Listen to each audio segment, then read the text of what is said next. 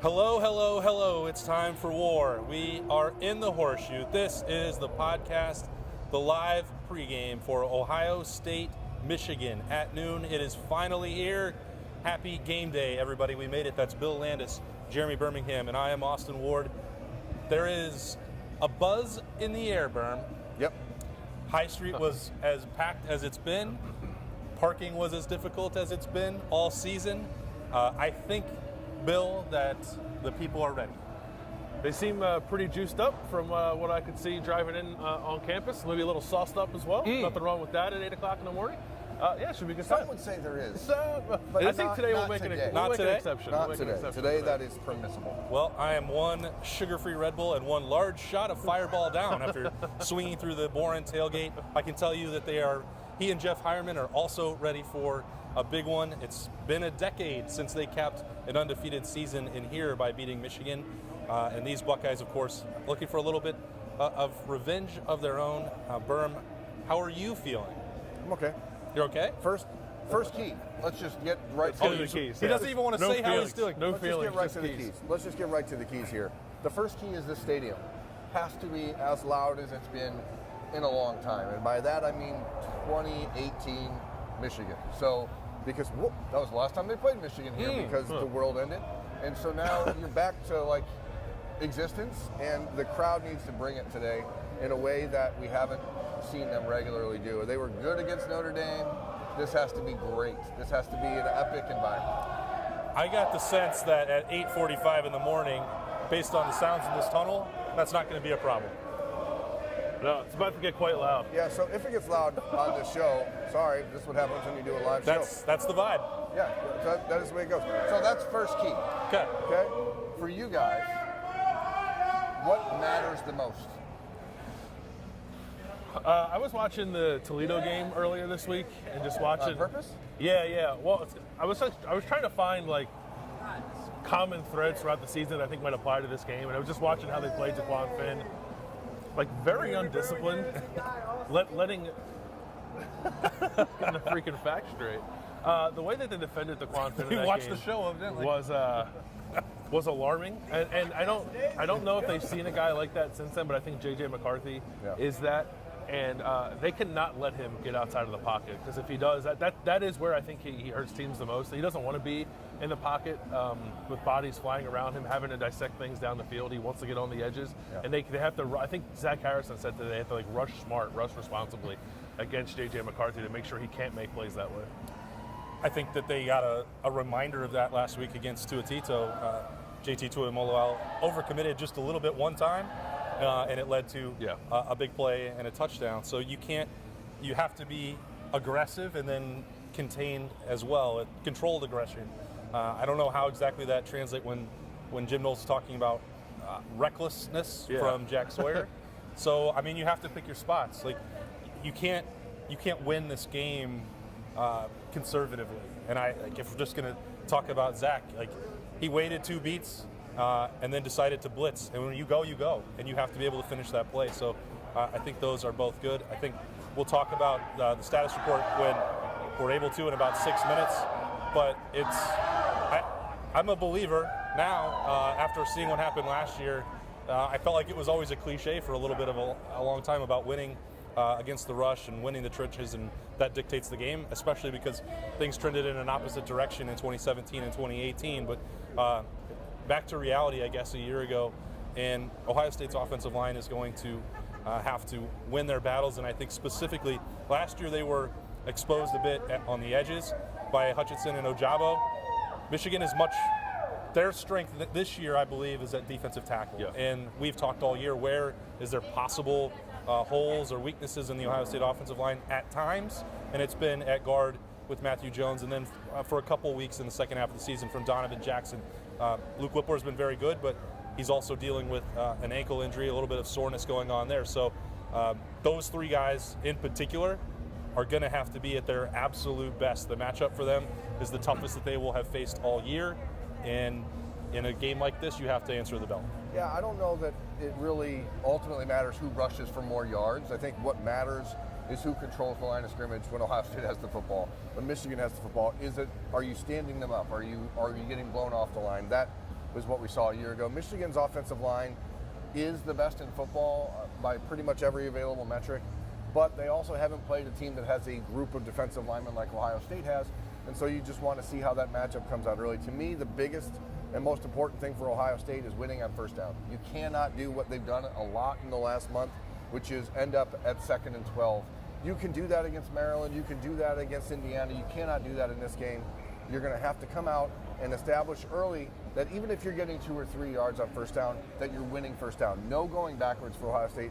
The single worst thing that they can do today is put C.J. Stroud in a position where Michigan knows he's going to be just dropping back and throwing it, because as you mentioned, they don't have the edge rushers they had a year ago. But if you allow them to send Junior Colson and some of these other linebackers on blitzes, then things get a little bit hectic. In Ohio State, because you don't know exactly what's going to happen in running back, how many reps we could see from any number of guys, whether it's Dallin Hayden, whether it's Mayan Williams, whether it's Xavier Johnson, whether it's Travion Henderson, whoever it is, I think you just need to be able to get 2 or 3 yards on first down to keep the chains moving and stay ahead of the chains. Yeah, that's where Jesse Mintu, the new defensive coordinator at Michigan, he's from the Baltimore Ravens tree, just like Mike McDonald was, and he likes to be aggressive on third down. I think it's pretty straightforward on first, second down. I think you know what you're going to get more often than not, but if they get in a position where they feel like they can put you on your heels on third down, that's where I think Michigan's defense is most deadly.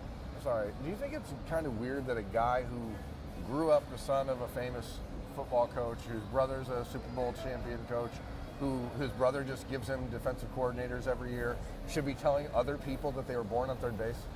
When you've just been... Like, what a weird dynamic. Anyway, sorry. Do you think he believes anything he says? Maybe. No, there's no milk filter is there. important and tasty. I like when he says stuff like, I don't get into animal analogies, and then immediately makes one 30 seconds later. What a freaking weirdo. By the way, he's continuing that weird streak. I'm told that Michigan is going to arrive in this stadium, in that tunnel right over there, at 9:15 today.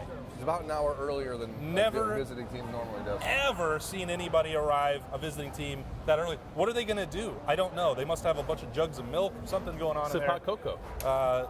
It's super weird. I don't understand it. I've never seen that happen, but I'm told that's what we're supposed to expect. It is a nice visiting locker room at Ohio Stadium, unlike everywhere else in the Big Ten, so maybe they're just going to take a nap. That's true. Maybe. Could be. Those key 19-minute naps. Yeah. Key number 2. Power nap. Key number 2 for me is for Ohio State's offense to be itself, not to come out here with last year in its mind and think that it needs to assert itself as the dominant rushing team and prove a point. Right. Throw the football, because I think that's how you beat this Michigan defense. I think it goes to Berm's point about being more efficient on first down. They probably need to throw the ball more on first down than they have the last couple of weeks when they've run it for 1 yard, 2 yards, no yards, negative yards on first down, and then put themselves in a bad position. A lot of C.J. Stroud, a lot of Marvin Harrison Jr., Julian Fleming and Emeka Ibuka need to take advantage of the opportunities when Marvin's getting bracketed and lean into what you are, which is the most dynamic passing offense in the country. Let's just say that there are times that JT Tuimoloau, Zach Harrison, or Jack Sawyer over pursue slightly, and J.J. McCarthy runs around a little bit. It's going to be imperative for the corners, A, to plaster in coverage, and B, to wrap up and make tackles. So I think we can reasonably assume what Cameron Brown is going to provide in this game. But even he, when he was coming back from injury in the midpoint of the season, gave up a couple deep shots. It's hard to cover for an extended period of time, and J.J. McCarthy, we know, can extend some plays. So stick with that, and if he does run, whether that's Denzel Burke, whether that's Jordan Hancock, whether that's Jair Brown, whether that's anybody else who's out there, wrap up and make tackles. There are no business decisions in the game. You need to, that's not us anymore, but we appreciate you. So finish your tackles, finish your coverage, sustain competitive excellence, competitive stamina. I think it's imperative for the cornerbacks to do that today. It is 8:55-ish. So, Ohio State's status report for the game. Game time decision, Matthew Jones. I'm surprised by that, based on what we saw leaving the stadium on Saturday night. It tends to be, Bill, that guys that make it to that far into the status report that they are game time decisions don't generally get the green light. We'll see if that transpires as we get closer to noon. Travion Henderson is out, and Jackson Smith and Jigba, of course, remains out. So Travion I don't think that should come as any surprise based off what happened last week. But Matthew Jones, as I alluded to in the first key there for me, as he gives it a test, what happens then if he can't go? Will it be Enoch Demahi or Josh Fryer? A lot to watch there in pregame warm-ups, Bill. Yeah, I mean, guys typically don't play, as you said, when they're game time decisions. I'll be watching Matthew Jones during warm-ups. I think it will be Enoch Demahi if he can't go. And that is a big spot for Enoch, having to handle Mozzie Smith, who is one of the better defensive tackles in the country. And they have another one, too, in Mason Graham, who's coming on, and he's a true freshman who's playing really well the last few weeks. So, to your point earlier, the 3 interior guys need to play well, but if there's a brand new starter in that spot, I have no doubt that that's the area that Michigan's going to try to attack early. Yeah, and you'd figure, as we said all year, like the guys who are uneasy generally don't play. This is Michigan. This is senior day. It's Matt Jones' final game at Ohio Stadium. I would be shocked if he doesn't try to play. Yeah, I guess I agree with that, but then also it's like, what's best for the offense? How quick is Ohio State to make a change if it doesn't look right? And that's the same question about Mayan Williams, who's not on that availability report. You don't know exactly how much you get out of him. We saw Trayvon Henderson last week look really good on Ohio State's first drive, and then the soreness in the leg, in the foot comes back, and all of a sudden he's ineffective. You don't know if you get the same thing out of Mayan Williams today. You expect that because of adrenaline, because of all of just the hype for the game, you're going to feel a lot better in the first few minutes than you are at halftime. So, Ohio State, for me, it's about intermingling the carries between Dallin Hayden and Mayan Williams and making sure that you don't just give the ball to Williams if he's not able to go, because that is a good way, as we mentioned already, to get behind the chains and put yourself in a position where it's 2nd and 9 or 3rd and 11 and that kind of stuff that you just can't have today. So ultimately, it's not really the Ohio State running backs, I think, that make or break this game. It's about Blake Corum and whether or not the Michigan Heisman candidate is going to play. We've said all week we don't think he's going to. We did expect him to be here. We did expect him to dress. We did expect him to try to play. We'll see if Michigan lets him. I'm still I'm still from Missouri on that one, but I guess the same can be said of Corum as of Mayan Williams. You just don't know. Maybe you get a series or two out of him before someone's helmet hits the knee, and all of a sudden it's not quite as comfortable. Yep. I think Marvin Harrison is the best wide receiver in the country, and he needs to prove that today. And that's drilling down a bit on what Bill said about Ohio State playing to their strengths. C.J. Stroud, this is his moment. Marvin Harrison, he's going to get another shot at it. C.J.'s only going to get the one here, but those two, are never going to have a better chance to win a national championship, to have everything set up in front of them, to win major awards the way that this offense, this team is. So you can't let that moment slip away. And that's partly due to the play calling, that Ryan Day trusts those guys to go do it. Then they have to go execute. I don't think either one of them are intimidated by this moment, but this is a pass-first offense. And those are two of the very best players in the country, and they have to be at their best, I think, for Ohio State to win this game. I don't think it's going to come down to the running game. I think it's a beautiful day for throwing the ball. It's really cold right now. It's like 30 degrees, but it's going to basically double by the time kickoff happens, and should have very minimal, if any, wind at all. It's a perfect day for football. You grew up in Ohio and in Michigan and growing up in the Midwest, this is football. This is really what it's about. And to have this game today for basically everything, it sucks that the Big Ten championship game has to happen, because the winner of this game should just be automatically. At least Iowa won't be Kevin there. Warren, listen, you didn't want to cancel last week's games to preserve the integrity of your Big Ten championship. Get rid of Indy next week. This is it. This is the Big Ten championship game. Yeah, there's no trophy here? Yeah, there's no really second place here. They're both 2 games clear of everyone else in the league. It's Power Rangers. The Power Rangers are out. R.I.P. Green Ranger. Everything is going Big Ten. Look at the Power Rangers scene here. So the question is, though, when you think about this game and everything that comes with it, other than, to me, it's really simple. C.J. Stroud needs to play his best game of the year. Yep. Right? Be clean, be efficient. Don't press. Don't press yourself into trying to make things happen that you don't need to make happen. Because if C.J. Stroud plays his good game, Ohio State wins this game by 2 scores. I think that's right. Yep. And he's been a little off maybe the last couple of weeks. I not as off as people I think want you to believe, but there's been times where he's pressured or has to extend plays where he just throws passes where you're like, what are you doing? Yeah. And I think part of that is he knows he's good. He knows his receivers are good, and on some level I respect that. But I think you cannot put the football in harm's way today the way he's been willing to the last few weeks. You can already hear the crowd building out there with both pregame shows on the networks, not the one that was live here that you've been watching. Hopefully, this one was much better. Hopefully this one was better. We tried our best. We are very ready. There's a lot of juice in and around the stadium. Berm, 3 hours. Third time. Like, how are you feeling? You gotta tell the people.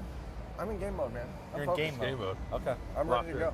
He slept 2 hours last night, so he is ready. We got 3 hours left, and just enjoy it. If you're at home with your families today watching this game, enjoy it. If you're making your way down to the stadium, be loud and let them hear you, and go Bucks. Yeah, I'm allowed to say that today. Don't even care. Don't even care. Don't even care. I know that he doesn't. All right, thanks for joining us. Score prediction change at all? 31-17. 31-7. 35-21. 35-21. 42-24. 42-24. 37-16. Ohio State will win the Big Ten East Division and some gold pants. And I really am curious to hear Ryan Day's thoughts if that happens after the game. There's a time to talk about it, and that would be at about 3:30 if he gets a big win. It's going to be the same time Greg Schiano talks about Tennessee. Nah, I don't think so. I think that he's going to walk out. Quinn Temple's got a bat just packed up for him, and he's going to Jose Bautista that thing and walk out to midfield. There's no rules? There are rules, and the rule is if Ohio State wins today, the crowd is going to be on the field, and Ryan Day is not going to flippantly throw a bat that could strike a bystander. Maybe it's a Nerf bat. I didn't say it had to be like a Louisville Slugger. I think it loses some football bat. Anyway, that's probably where we should end this before things get really weird. That's Bill Berm. I'm Austin. Thanks for joining us on the pregame live. Enjoy the game.